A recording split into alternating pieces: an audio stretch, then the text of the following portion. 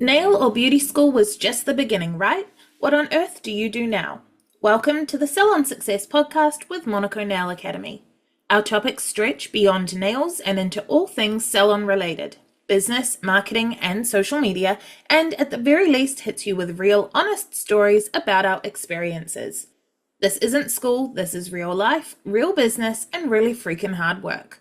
Before we get started wherever you are, thumbs up, tag a friend in the comments, or hit that share button and support small business. Hey guys, Penny here from Monaco Nail Academy, and today I'm joined by Mel. Hi. And Pat. Kia ora. And we have Erin with us. Hi. And today we are talking about mental and mindset transformations. What does that mean? Great freaking question, because we can't remember. We know that a couple months ago we wrote this down as a cool idea, and so we're just going to go on a tangent and have a chat about what it means to us and find our way as we go. And just a reminder, before we get started, to use my code Little Moon for 10% off all courses. I get a kickback from these enrollments, and they're how we support the production of the podcast. And I think, Mel, you've got a code too? I do. It's Jungle Nails. And Pat? Mine is Patsative. And I don't know if you guys can hear this, but I'm currently holding my cat like a little baby on his back, and he is purring so loud. If anyone on headphones is mad about being able to hear a cat, look, he's so old and he's deaf and he has seizures, and he's allowed to do whatever he wants. So if he wants to purr, I apologize, but I'm not changing it. Can I add that a purring cat is great for your mind frame? So there we go. Love that. So before we get stuck into mindset and mind frames and mental transformations, let's revisit last week's episode. Pat, what were we talking about? Last week we had Becca joining us, and we talked about the surprisingly very interesting topic of email marketing for salons. And we talked about ideas like how we might target it to our respective avatars, talked about headlines, and there was a lot more. So if you want to differentiate yourself and do something really cool for your business, you should check out that episode and get started on email marketing. And so because Erin wasn't here, although she has heard the end of it, Mel and Pat, what's one thing that you would tell Erin, one little tidbit you could give her from that episode? There were so many good ones because I don't do it. You apply, what I would tell myself applies to you too, Erin, and that's to just think of email as another content tool and just add it to the list. Like if you take a photo and you go, I could make a reel, I could make a post, I should do a story. And then one thing I took away from it that I thought was interesting was that you can set it up so when someone signs up, they get maybe 3 or 4 weeks of emails that are targeted to, hello, you're a new person. And then after that, they just start receiving the regular emails that you send everyone else. I thought that was cool. Why would that be a good thing? It would be a good thing because if you're a new person, you might not want to get the email about me getting in a moon boot because you're like, who are you and why do I care? But if it's 4 weeks in, now you probably care because now you know who I am. And you're like, I care about you, Pat, and your silly moon boot. It was a really fun episode, I think. Yeah, it sounds really good. So the way that this topic came around, I know that at some point in the past, we were chit-chatting between episodes and someone said we should do one about a mental mindset transformation, and then someone else was that would be a perfect one to have Erin on because of when doing Accelerator last year, because Erin had such a transformation in the way that she, just talking like you're not here, Erin, the way that she thinks and views things. And so we were that has to be an Erin thing, except that the idea came about before Christmas, and now it is 2025 and well into 2025 that we're recording this. So we'll just see where it takes us. So for all of you, what does a mindset transformation mean to you, and how has your mindset changed in the time that you've been in the nail industry? one massive thing for me is throughout my nail journey, I have grown so much in confidence, and I think it's from just getting little tidbits of good mindset changes from a supportive network of people around me, one, and also from doing like my own growth stuff. And I think, like, if I could sum it all up in one word, it would just be growth, really, and taking control of your life. So what were you like before? Like, what was your mindset like before? Like, I wouldn't want to describe it as like victimhood, but I was always feeling shit that my life wasn't getting better, and I couldn't figure out why. And I couldn't figure out why I didn't feel like it wasn't. Because I've always struggled with anxiety and depression throughout my adult life, and probably as a teenager too, but I didn't recognize it then.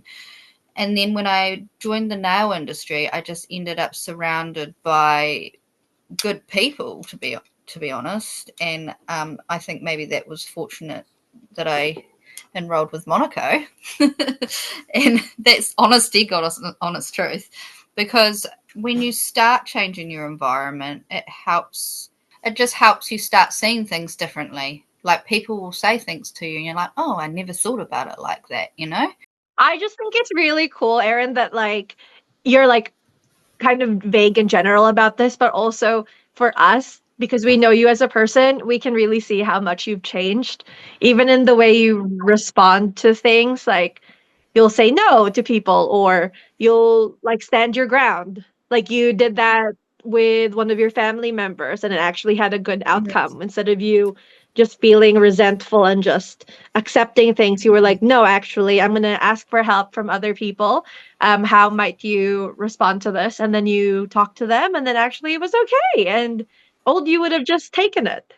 Yeah, 100%. And once you do it, start making those small steps to change those things for yourself, it gets a little bit easier each time.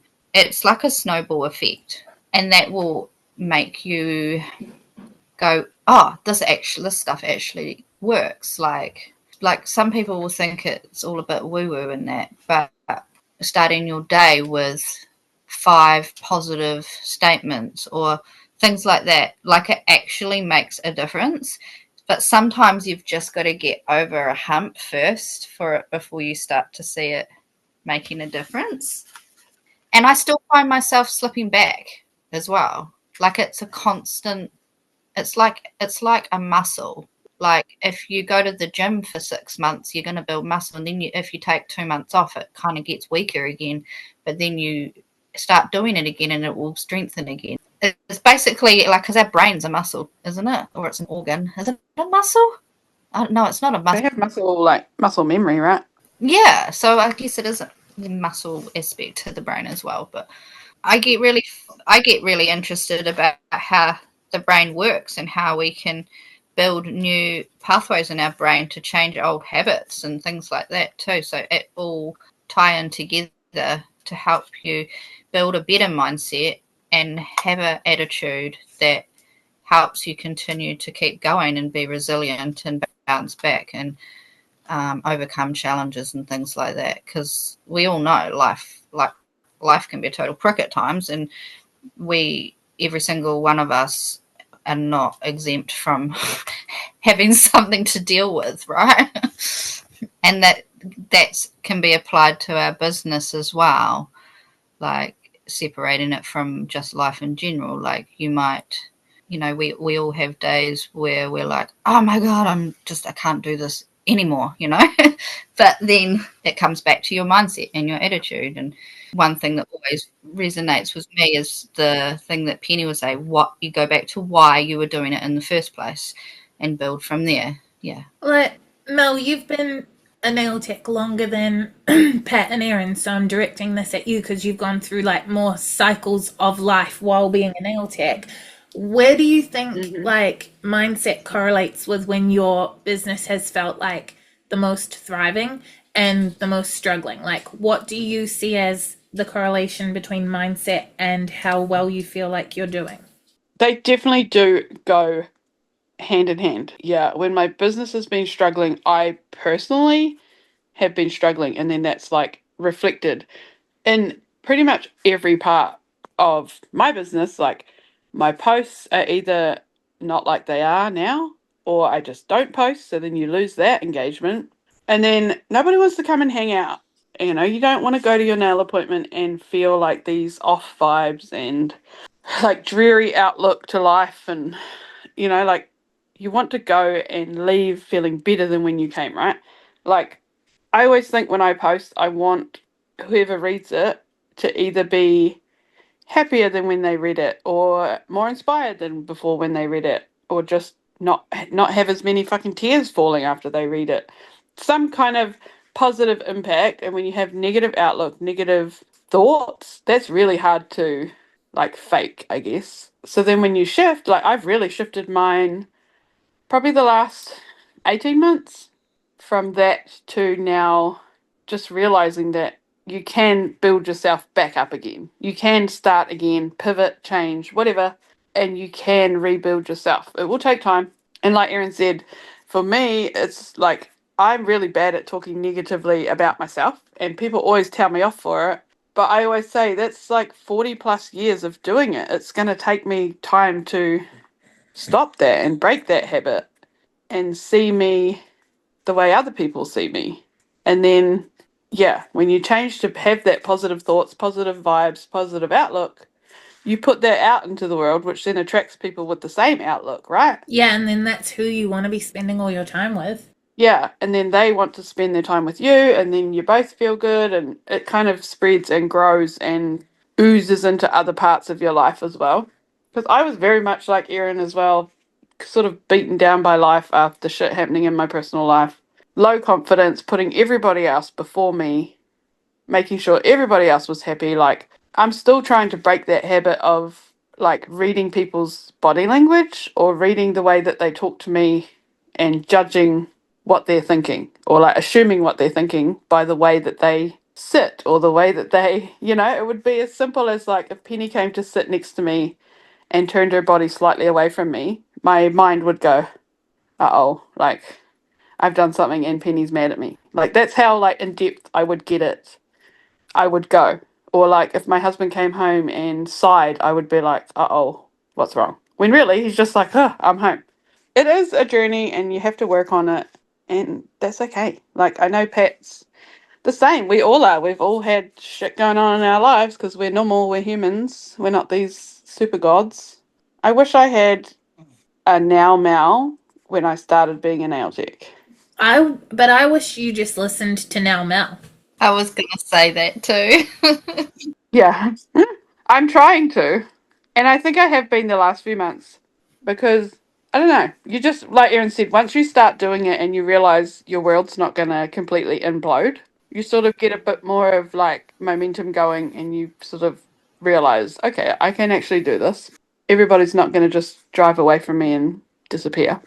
Some people will, and that's okay. You probably want them to anyway. Yeah, and also not allowing, like I think what I used to do was allow one little setback to just tip me straight back into, this is just typical type thinking, you know, that, and I'll be like, here we go. So I've learned to stop myself because things go wrong. That's life. You can't have the rain without the sun, or the sun without the rain, blah, blah, that stuff, you know. So it's just stopping yourself from spiraling real rapidly. Spiraling, yeah. And creating all these scenarios in your brain, like, oh, I've done this and now she's going to do this and then that means I have to do this and we're going to end up here and blah, like just spiraling, yeah. But you need, like you said, you need that community around you to pull you out of it or drag you out of it, stop you from doing that. Yeah, 100%. I think that makes the world of difference. And if there's anybody listening that feels that they need that, then reach out to us. There's a million chat groups, regional chats. Email if you're shy, whatever. Like, just say, I'm feeling this way about whatever to do with my nail journey. What advice would you give me? Like I would just encourage people not to be shy, because I think you'll find that 99.9% of us would be so willing and wanting to help, be supportive. Hey guys, Penny from the future here. Are you ready to take your salon to the next level? The Client Magnet is a free 5-day online coaching program by Monaco Nail Academy designed to help you attract and retain clients. With our comprehensive program, you'll learn proven techniques to grow your client base and keep your schedule packed. From expert marketing strategies to client retention secrets, we've got everything you need. Transform your salon and achieve the success you've always dreamed of. Join the Client Magnet today and start making your salon the go-to spot in town. Head to www.monaco.ac.nz/magnet. Even the old Erin, and we always say it, like the Erin that we first met, Drastic. she's so different now. I am, but I think I'm definitely more confident, and I don't second guess myself quite as much, which is awesome. But I definitely still have my moments. Like even sitting here right now, recording a podcast with you guys, I have anxiety. My hands, my palms are sweaty. And that's just, I don't know why. I get nervous when and I think that's because I'm not used to sharing what I have to say, I think. Or not used to like the praise, like not used to us saying how well you've done and how good you're doing.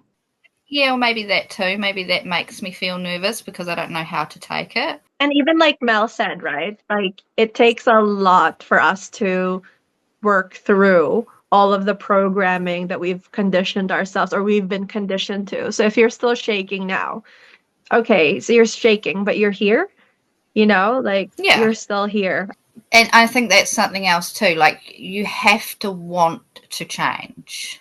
Things won't change just like that's your first step, and then you've got to do some action for that to happen. Like you can't.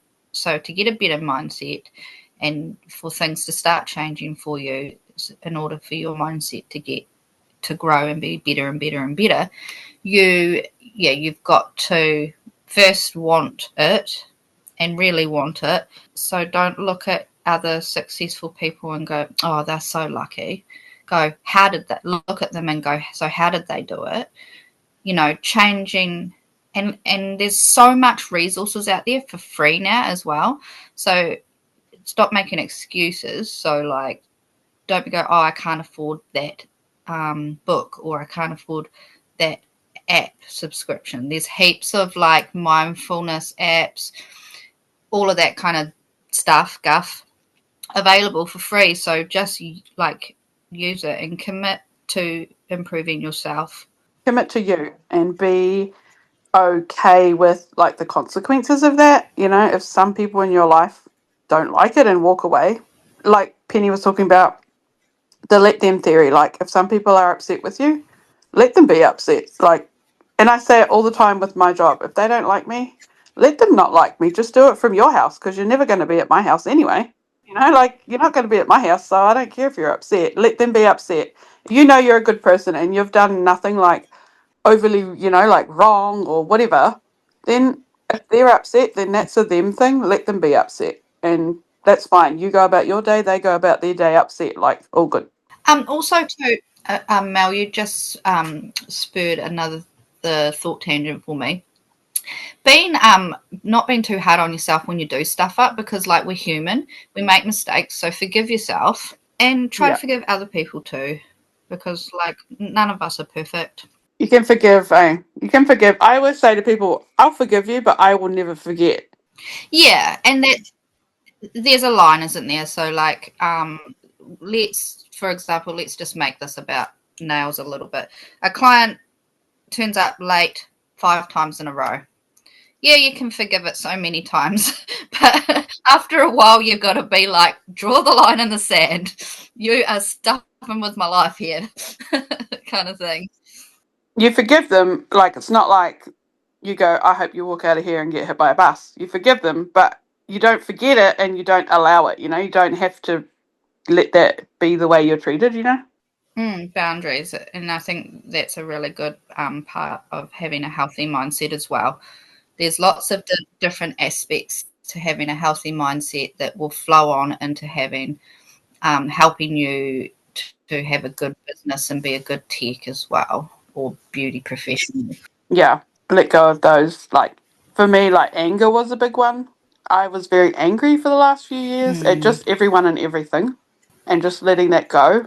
It's hard though. The old angry mouse still comes out every now and then, but not as much. That's cool. That's awesome. Pat, how are you so quiet? Pat. Oh, because you guys keep talking, and then I'm like, oh, I don't know how to jump in. Erin has fear of silence. I so do. Penny, you're always so good at picking up on my little things, eh? Because we often, when we're recording, we'll let it go silent for a second and then wait for everyone to process their thoughts, and then someone says something. And every time we're in that processing moment, you'll be like, and then because... I have the tendency of speaking over people, and that's why I try and wait for people to go silent, because, yeah. I do that sometimes too, Pat, and I don't mean to. Like, I'm often always worried that people must think I'm so rude at times. Like, because I'm aware that I do it. And I'm always like, oh, shit, just shh, Erin, zip it for a second. Tag Pat, hear it. So, earlier you two, like everyone was talking about, are these excuses, like what should you do next? And I was thinking to myself that there are a lot of excuses that are genuine reasons, but in saying that, you can make it a reason that nothing's happening, or you can tell yourself, yes, there's a reason this isn't happening, but I'm going to create a reason why it is going to happen. So genuinely, you might have mental health issues. I know I do. And that's a reason that I'm not where I would like to be. But can I then create reasons that I will succeed? So then a reason I will succeed is because I'm learning how to deal with my mental health issues.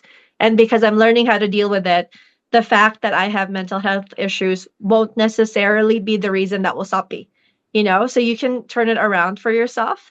And like for me, I've really been thinking about, we always say be consistent, but there's so many excuses and so many reasons why it might not be possible for you to be consistent all the time. So then I try and tell myself that I want to be persistent.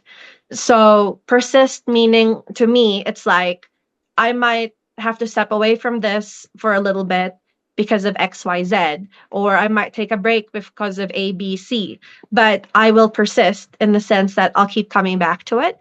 So I'm not going to give up. I'm just, look, there was a pause, there was a lull. It's like a comma, not a period. And then I'm going to come back.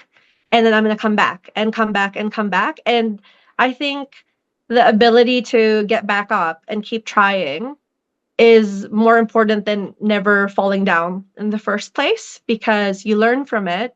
And also, it's more relatable because like I'm not Superman and none of us are. And frankly, like Superman is the least interesting superhero because he's so indestructible. Like he doesn't have any flaws except for like kryptonite. Whereas everyone else is like genuine, like there's some, like you have a weakness. That's more relatable, which is why I think Spider-Man and the others are more interesting. But anyway, like you're more relatable if you're not perfect. And that's totally content as well. So yeah, so like for me, if I'm struggling with something, then I try and think about, cool, like what's the issue? How can I work on my system or my processes so that later on it's less of an issue? Or is it just that I'm running away from a situation because I have a tendency to run away from stuff? In which case, okay, how do I put on my big girl pants and deal with it? That one's still like in progress, but it's like I'm aware, so I'm working on it. And with the stuff to do with like systems, it's like, okay, my issue might be I struggle with putting up content every day, for example. That's not what I'm saying, but like if your issue is that you can't commit to every day, then maybe genuinely you can't do everyday content. So maybe you should look at how can I do this so I can do it? So maybe I will commit to 3 times a week. If I can't commit to 3 times a week, what's the reason? How do you set it up so that you write down, you prepare your content, and you only actually have to work on it once a week, but it comes out 3 times a week? Like there are ways around stuff. Like, is it your system? Is it your your mindset? Like very meta. But yeah, so persistent over consistent is what I've been like reflecting on. I absolutely love that, Pat. And I think it's a great way to continue to grow without being too hard on yourself as well. Without applying so much pressure to yourself that you do quit, because some people would if they applied too much pressure to themselves, I think. What about you, Penny? What about me?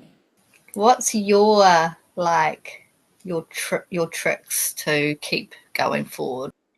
What are my tricks for keeping going?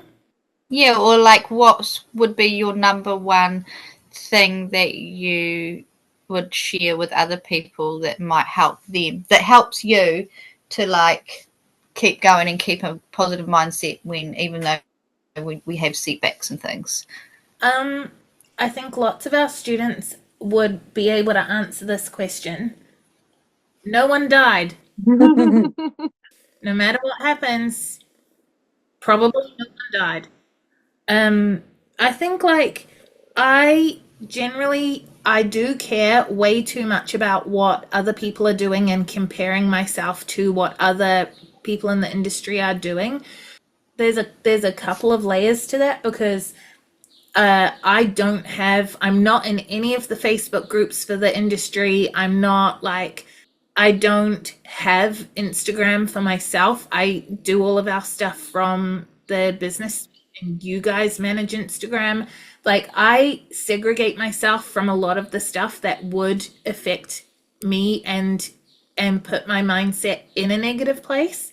But also, I've told a story before where like people were comparing me to a nail tech who was like up and coming and doing really, really well. And my own clients were seeing her rise to like she was just everywhere for a minute.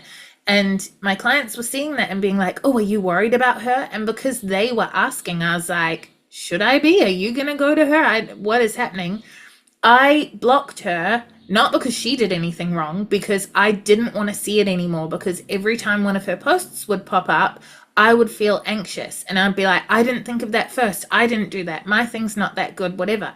So I blocked her. And after a few months, someone came in with one of her pictures as inspo for their nail art, but the picture was a screenshot or something. When I zoomed in, it was too blurry. I couldn't see what I actually needed to see. So I had to unblock her so that I could go onto her page and scroll down and find the original photo. When I did, scrolling all the way back a couple of months, I saw that she had announced some cool thing that she was doing. And when I saw it, I immediately felt anxious. Immediately I was like, oh no, that's gonna, I didn't do that. That's gonna affect me. That's bad. She's doing better than me, blah, blah, blah. And then I realized, well, actually, this post is 2 months old. I didn't know about it and nothing bad happened. Yeah, she's doing something cool, but it didn't actually negatively impact what I'm doing. It just happened and no one died. And then I unblocked her and I left her unblocked, and I just still have to think about that sometimes, because you're right, it is a muscle. You have to keep it strong. But yeah, so I don't have any magic trick for just not giving a shit. This is just where the competition free zone even came from, is the fact that I am terrible for my biggest source of anxiety being comparing myself to other people. So I created the competition free zone so I could put myself in that box and be like, no, this is what we're doing. We're not caring. There's room for everyone. Logically, I know there's room for everyone. So then emotionally, I have to put myself in a box where I realize it doesn't freaking matter. And no one died.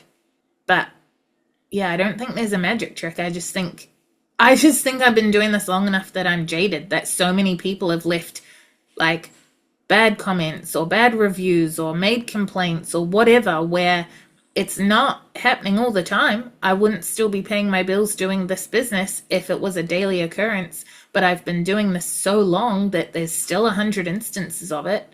But that means I've been doing it so long that I'm like, well, I guess that complaint in 2011 didn't really impact anything, did it? That thing that happened in 2011 is when I went full-time and started Monaco. And I know that, like, the very first person who, when I went full-time, called to cancel her rebooking, and I remember where I was when I answered the phone. I remember hanging up and being like, oh, I fucked up. Like, I'm not cut out for this. And that was 14 years ago, 13 and a half years ago. And I'm still paying my bills, so I guess it didn't freaking matter. Hey guys, Future Penny here again. Just a super quick interruption to let you know that if you head to monaco.ac.nz/subscribe, not only can you sign up to our weekly newsletter, but you'll also get a free video lesson from our course, The Art of Pigments. That's monaco.ac.nz/subscribe. I love the perspective that, like, time will just mean that most things just fade away. You just don't remember it. Except for, like, the cringy thing you did when you were like 6 for some reason that keeps you up at night. But most things, they do fade away. That's so true, Pat. I think even in high school, I think I read somewhere that someone said, like, when something bad happens, just think, will it matter in 1 day, 1 week, 1 month, or 1 year? And, like, as long as the answer is no to one of those things, it doesn't matter. It's just perspective. If it's not going to matter tomorrow, immediately forget about it. Who gives a shit? If it is going to matter in a month, but it's not going to matter in 1 year, okay, cool. That tells you how much you're allowed to worry about it. If this thing is going to still matter in a year, okay, you have permission to stress about it. But realistically, someone canceling their appointment or a set of nails falling off, like I've said before, one time I had a friend from work, from my old full-time job, book in for nails. She wanted a full set with full art. It was like a $200 appointment. And on nail 8, I realized that I had not done any pH prep or primer on any of the nails. And I'd been doing nails for probably 7 years. Like, this is not like I was a newbie and I forgot the primer. No, this was my full-time job, and it just completely fell out of my brain until the 7th or 8th nail. And it was so late at night. When I clicked and I used primer on the last couple of nails, and I was like, do I say something? But it's so late at night. I was like, if I say something, what happens? Do I soak them off and redo them? Because it's not like they just pop off. Like, they will pop off eventually, but I'd still have to soak them off. I'd have to, like, I didn't know what to do. So I finished them, crossed fingers and hope for the best. And 4 days later, she's like, hey, I'm just having an issue where like 6 or 7 of my nails have just fallen off. And off this like $200 set of nails. She wasn't like mad. She was just like, this isn't okay. And I was like, oh, that is so weird. Come on in and I will redo them for you for free. Never ever said to her, it's because I didn't freaking prime them. And I realized that, and how crazy that these two are still on that had primer. Like I didn't know how to handle it at the time, so I just never owned up to it, waited till they fell off, redid them for free, and then this person who had a $200 set of nails fall off, guess what? Doesn't freaking matter. Did it matter at the time? Yeah, and I fixed it, and then we move on. And then now, 10 odd years later, no one cares. Would you do, like, if you were in that situation again, would you do the same thing, like just not say anything? Just out of curiosity. I think it depends on the time of day.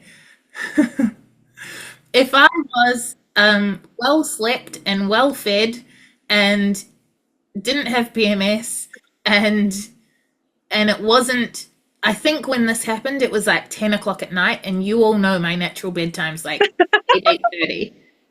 So I think definitely if I completely ballsed up on like, say, okay, first client of the day with 14 clients to go, and I know that client is a holiday maker who can't come back, I think I would be like, I just realized I completely ballsed up. I'm not charging you for these, but I also can't, I don't have time to fix them because you're only here today. And I've got 14 clients after you. So I ballsed this up and I'm so sorry and you're going to hate me forever and I'm not going to charge you, but I can't fix this.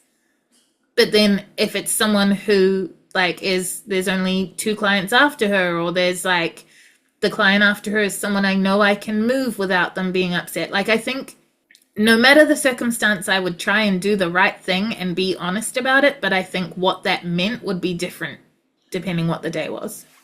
I don't know if that's the right answer. Maybe that's where all our comments are going to come from. It's like, I can't believe you said that. I would have done it this way. Yeah. If you think you would know the right way to do it, leave a comment on YouTube. Yeah. Give us some engagement. There's a few of our like reels and stuff that there's one that has all these people being like, I can't believe you didn't even do the cuticles. And it's like, you're watching 47 seconds of an hour-long service. It's okay, bro. I did the cuticles. You can watch the full video on YouTube. Yeah. What are some other like common mental barriers that you guys see in like your students or peers, like other nail techs and salon professionals? I think the most common one is like being afraid to fail or being like scared to not be good at it. Yeah. Even when it comes to assessments, everyone's so afraid to do them. No matter how many times we tell them, like, again, nobody dies if you do it and don't pass. All you're going to get is feedback on what you need to work on, but everyone's just so afraid to fail. And I even tell them, like, I failed one of mine because I had slippers on. It's all right. Nobody died. I redid it and it was fine. But yeah, that's the biggest thing I find is that everyone's just afraid. I don't know if they're afraid of what people will think if they fail, or I don't know.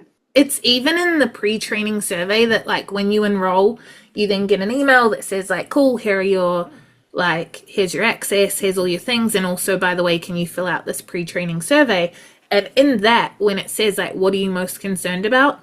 I swear it's 80% that I won't pass, that I'm going to fail, that I won't pass the exams, like stuff like that. It's so funny to me because, like, I remember when I first sat an exam at Monaco, and it was like a gel polish exam. So, like the easiest exam, right? And I nearly threw up because I was that nervous. And I was like, yeah, I passed. Oh my God. And now, like, I sit an exam and I'm like, I failed. And I'm like, actually, you know what? I learned so fucking much from that failure, like in depth, because you get a lot of feedback during the lessons, but when you sit an exam, they check literally everything, and you're zooming in and you're closing up, and it's closing up, close up, and it's like every single point you're looking at, and you learn so much, and then you can go back to the notes from your exam, and it's like, yes. And I just take so much out of it that it's like, cool, so you paid $90 to get like really in-depth feedback. Like, that's worth it. This is your career. That's fine.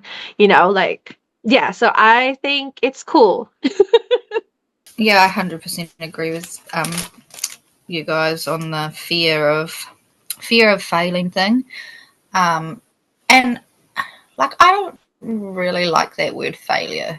I think it's a really crappy word, like, because we don't ever really fail if we come back and try again. So, because it, like you were saying, it's just you get feedback.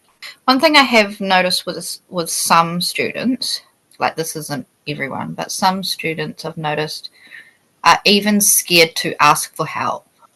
That's something else that I've noticed. Well, it's like that thing, there's no such thing as a stupid question.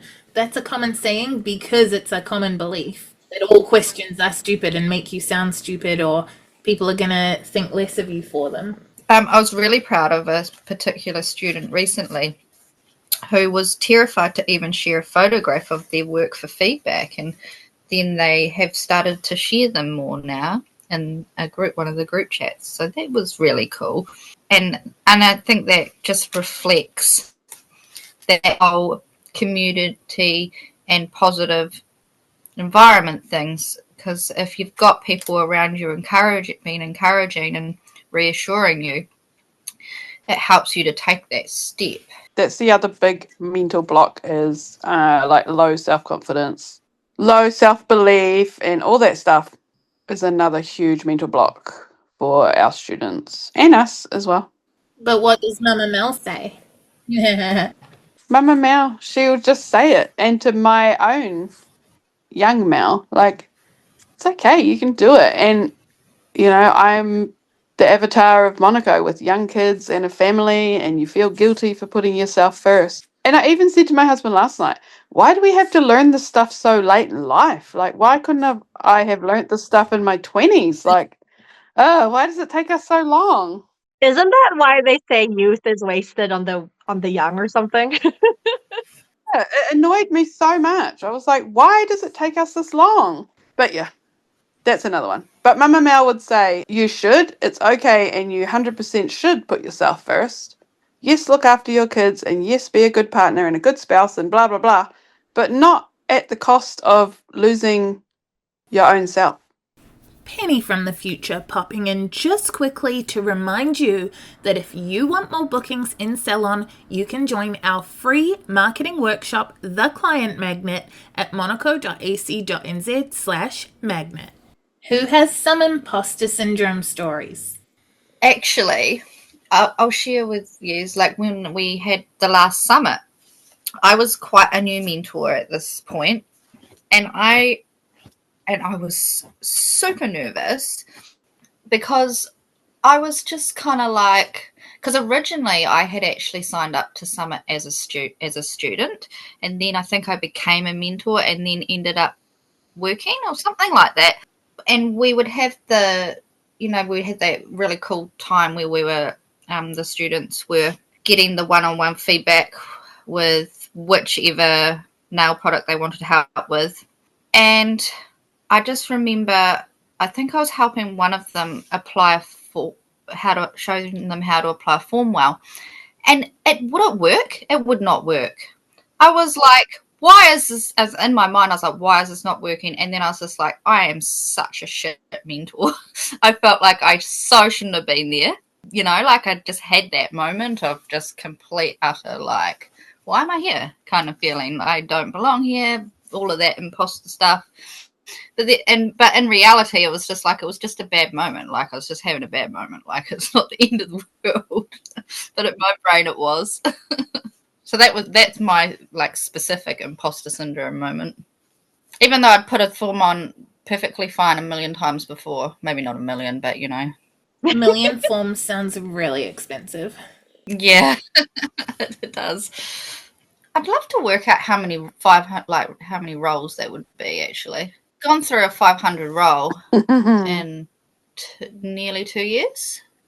I guess because once you start doing backfills, you don't use the forms as often, but, you know, occasionally you'll get someone will have a break and what have you. Going on a tangent-ish. So I think my imposter syndrome kicks in when someone hands me cash. Like if someone tries to hand me actual money, I am just like, I don't deserve this money. I do not give me money. Even though it's like, you paid for a service, like, shut up, take the money. Literally, I've had someone like look me in the eye and like hold my hands and go, take the money. And I'm like, so if that's your struggle, because I find that I'm doing a lot better with that now. And I was just thinking during this episode that it's because I have a booking system. So the booking system takes the money for me and no money enters my hands. And for some reason, that makes it okay. Money comes in and it exists, but it doesn't exist in my mind. And that makes it okay. Like I can charge you full price because you're not handing me cash. It's so weird. So if that's like a mental block for you, go sign up for a booking system and only allow people to pay that way and never take cash. I think taking money is definitely a bit of a thing to get used to. And especially when you put your prices up and like charge what you're worth. Like I remember putting my prices up and then the very first client after that first price increase and me having to say like, it's $75 instead of having been saying 65 or whatever it was. And then the first person I was like, no, I just have to say it. Like Because I think a lot of us will go like, oh, 75? And like doubt ourselves. If you go, it's $75, they go, okay. And then occasionally they'll be like, oh, whoa. But then that's okay. That no one dies. But I do actually genuinely remember the first client after my first price increase and saying, you know, it is $75 and them handing it over without questioning it. And I was like, whoa, wait, you're just going to give it to me? And not going, it's okay. I still to this day will go, if it's like 75 and they've only got like 70, I'll be like, it's fine. Don't worry about it. That's one thing I like about the booking software I have is you can do split payments. So they'll go like, oh, I've only got 80, and I'm like, that's fine, we can do a split payment. And I'll put the $80 cash and then be like, what's your card number for this other $5? A hot tip. I'm going to make a note of that. And then it's less cash to deal with as well. And even though it's only $5 and like part of my brain says like, oh, who cares? It's $5. Just let them away with it. Actually, it's really important for my mindset that I take the money that I'm worth and that I set that boundary and honor it for myself. That I'm like, yeah, no, it's not 80, it's 85. And I will be taking all of that. I don't care that it is only $5. No, it's $85 for a reason. If I start rounding down, first of all, it makes gray area boundaries for that client and they'll expect favors every time. But also it creates a gray area in my brain and I don't have time for that. $5 is like breakfast, you know, so it's important because breakfast is the most important meal of the day. I'm just going on a tangent. I think what you're saying, Penny, is such a good point because, like, for helping you continue, like on those days when you feel like giving up nails, you're not going to then be like, oh, I don't make enough money or blah, blah, blah. You know, like that would be a real common one that we would tell ourselves, I would think. You know, talk ourselves out of continuing to keep going. How do you guys deal with mindset and stuff when, like, well, we've talked on previous episodes about how in New Zealand, because Christmas is in summer, we have a very distinct busy season versus slow season. And Northern Hemisphere listeners have told us that's not a thing. We actually got quite a few comments from people being like, no, it's just consistent, which is so interesting to me. But we have a slow season, so how do you guys manage mindset and staying motivated and stuff when you hit a slow patch? I really struggle because in winter I get quite down. I just know, and I know that about myself, so the way I manage that is I just actually embrace it. So I'm like, right, it's going to be winter, it's going to be slow. This is when I'm going to look after myself a bit more, have a hot bath, whatever, do those things a bit more. That's one of my things that I do to cope. When it's quiet for me client wise, I like dive into the social media side of it and will like just be more active and get that engagement that way, which keeps my like brain happy. Like stories, watching people's stories, commenting, all that sort of stuff. I'll kind of dive into that a bit more to get that interaction because I start to crave it. If I don't get it through physical clients in my seat, I start to crave that like interaction. So I'll dive into social media and post more often, do more stories, stuff like that. That's sort of what I do to stay engaged in it, I guess, when it's a bit slower in person. I think I've only really been active mostly in like slow seasons. For some reason, I'm not really. Okay, I know why. It's because during the busy season for nail techs, I mostly just want to relax and hang out with my husband or hang out with friends. And so I'm like, maybe I'll work a little bit. So I'm more motivated when it's quiet because then I'm like, it's not going to be a lot of people. And that sounds like I can handle that. But if it's like, it's going to be a lot of people, now I'm overwhelmed and I don't want to deal with that. So I'm not available actually. So yeah, I think that's me. I don't know. Like currently I'm on vacation because my husband's on vacation. Like I've said no to clients and stuff because I'm like, no, actually I'm not available. I'm hanging out. So just before we wrap this topic up, then what would be each of your like number one things that you wish a new nail tech understood or like could process? For me, it's be nice to yourself when you have a setback. It's not the end of the world, or like Penny said, no one died. So take a deep breath. It's okay. What do you learn from this? Mine's pretty cliche for me because I say it all the time, but I just think don't be scared to just be your own self. And yeah, you can have a friend or community group. Doesn't mean you all have to be the same. Like us in Monaco, we're all vastly different. Like nobody else in the Monaco crew is like me, and nobody else in the Monaco crew is like Pat or Penny or Erin. Like we're all very different, and that's okay. That's why it works. Like one of us can be having an absolute cracker of a day, while the other one's like curled on a ball, eating snacks, watching TV, and that's fine. That sounds like a good time, though. Can I ditch the last one? And you can be both people. You don't have to always be like, I'm not always this motivational person. Like, ugh. Some days I just watch TV with my kids and eat snacks and don't do a single thing productive, and that's fine. I think my number one thing for your mindset is for a new tech, especially when you're just learning, and this kind of crosses over with what you were saying that you struggle with, Penny. Don't compare yourself to other techs who have probably been qualified for longer than you, or they might just be one of those lucky ones that is just naturally really talented. Doesn't mean to say that you can't be that good at some point, but don't compare yourself to them. Just compare yourself to yourself. Just try and do better than you did previously. Yeah. How long have you been a nail tech now, Penny? 17 and a half years.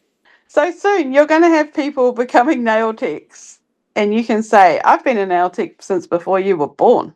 That's already happened.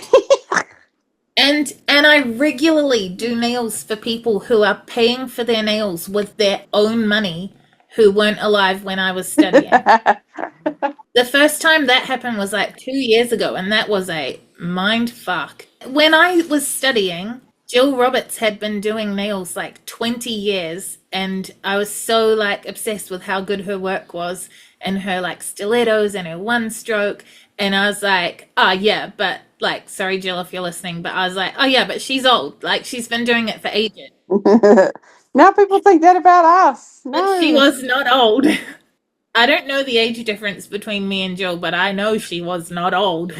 But everyone's old when you're 17, like you don't have any context for what is and is not old. Like everyone who's not 17 is old. Mel did use a quill at school, didn't you, Mel? Apparently, according to my kids, and used to ride a horse to get to school. And my kids asked me, did you have TV when you were little? I'm like, bro. Or did you have a pen when you went to school? I'm like, oh, they really have no concept of it. Yeah. At least I didn't ask you if dinosaurs were still around or something. They say, they have asked me, what was it like in the old ages? And I'm like, bro, get away from me. Like, they think anyone not born in like the 2000s is old. Well, but that's fair because the 2000s were yesterday, so. Yeah. And now when people like, oh, when were you born? And they say like 2005, I'm like. And then you see what age they are, and then you're like, wait, you're not a baby. Yeah, you're 20 years old. Like, oh, okay. The distance that you have to scroll to get back to the years we were born is so upsetting. It's like, I hate that. Like. And also when you have to pick your age range, and now like depending on the thing, sometimes I'm in the second to last one now. Oh my like god. 40 to 65. No. Any final thoughts, ladies? Enjoy your youth. Don't waste it. Yeah, I was just going to say, if you want to improve your mindset, just listen to us talking rubbish and wetting our pants laughing. Listen to this episode. That'll be a good start for you. With that done and dusted, before you disappear, like our page or follow the podcast so that you don't miss the next episode. We'll be back next week. Mel, what are we doing next week? Next week, we're catching up with Sheena again. So this is her second one-on-one. So we'll see how she's gotten on with all the tasks we gave her. I know one of them it was a challenge for her to open up her fresher, and she literally did it that day. So she smashed that, and I have seen her posting, so I'm keen to like get into it with her and look through her like captions and stuff and get her moving forward even more. I want to listen to that episode. I've just heard little snippets of it, but I need to actually listen to it. And I'm excited for Sheena too. That's really cool. And it's actually it got lots of engagement too. Oh, cool. Alrighty, until then, check us out on Facebook, Instagram, and YouTube by searching Monaco Nail Academy or follow our salons. Mine is Hard Lacquer NZ. I am Little Moon Nails. Mine is Jungle Nails NZ. And I'm Petsative Beauty. Have a great week. We'll see you next time. Bye-bye. Kakite. Bye.